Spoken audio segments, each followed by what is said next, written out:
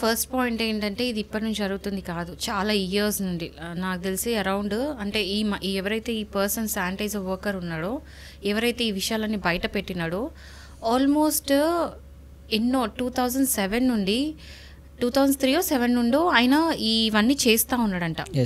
So ఆయనకి ఏంటంటే వీళ్ళందరూ వచ్చి ఈ బాడీస్ చెప్పేసి కాల్చేయమని చెప్తుంటే అతనికి ఇష్టం లేకపోయినా మనసు చంపుకొని, ఎందుకంటే బెదిరిస్తూ ఉన్నాడు నిన్ను కూడా చంపేస్తా అని చెప్పేసి. సో అతను మనసు చంపుకొని ఎంతో మందిని ఏడుస్తూ వాళ్ళందరినీ పాతి పెట్టడం, కాల్చేయడము, రకరకాలు చేయడం జరిగిందంట. సో ఆయన ఎప్పుడు కూడా బయటకు వచ్చి చెప్పలేకపోయిండు, ధైర్యం లేక.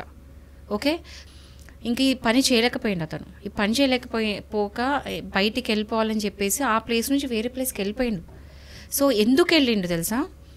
సేమ్ అంటే అతనికి సంబంధించిన ఒక రిలేటివ్తో కూడా ఇలాంటిదే జరిగింది కాబట్టి, అతనికి సంబంధించిన ఒక వాళ్ళ ఫ్యామిలీలో రివీల్ చేయట్లేదు ఎవరు అని చెప్పేసి, బట్ ఆ ఫ్యామిలీలోనే ఒక అమ్మాయితోని సేమ్ జరిగింది.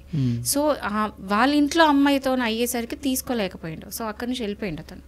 ఇంకా ఈ పని చేయని చెప్పేసి వేరే దగ్గరికి వెళ్ళిపోయిండు, వేరే అజ్ఞాతంలో వేరే ప్లేస్కి వెళ్ళిపోయిండు.